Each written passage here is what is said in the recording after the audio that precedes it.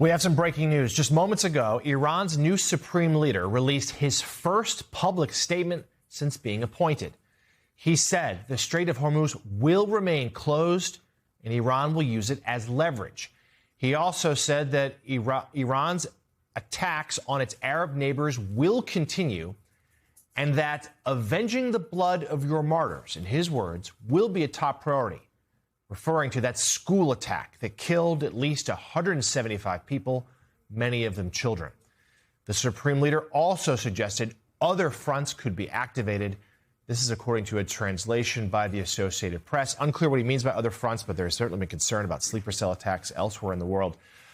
Joe, we should note this message was delivered off camera. I was going to ask, any proof of life here? I mean, it's his words, but it's delivered off camera, and there's been speculation that he was injured.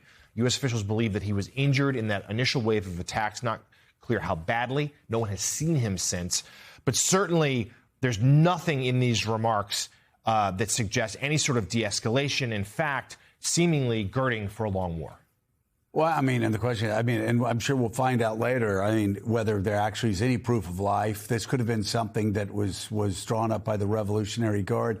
There are so many questions around his well-being, questions around his appointment, actually, Supreme Leader. Several people I've talked to said his father made it very clear he did not want his son replacing him. Other reports said he didn't get a majority of the clerics. We'll have to wait and see whether that pans out or not, but that he was a close ally with the Revolutionary Guard, and they've pushed him to be the Supreme Leader.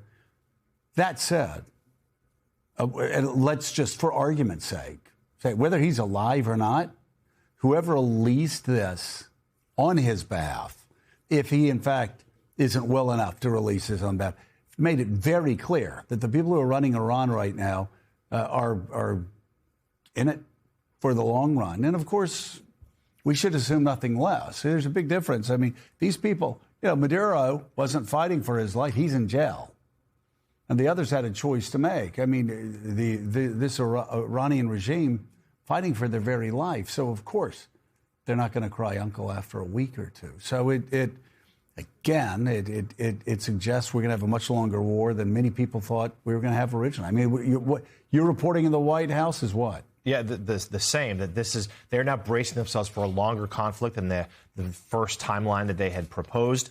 And it also, in terms of the president, who I think would like to find some sort of off-ramp, to find some sort of win, particularly with concerns about the price of oil and markets, this makes it harder. It makes it harder to declare a win and to leave if the regime, in some way or another, is still in charge. Well, and if they're blocking the straits and they're blocking the flow of oil, then the last thing we can do actually is leave and leave them in a stronger position than they were before the war to control oil supply across the world. It will suggest that we'd have to escalate our efforts, perhaps provide naval escorts for those ships. Right. We shall see.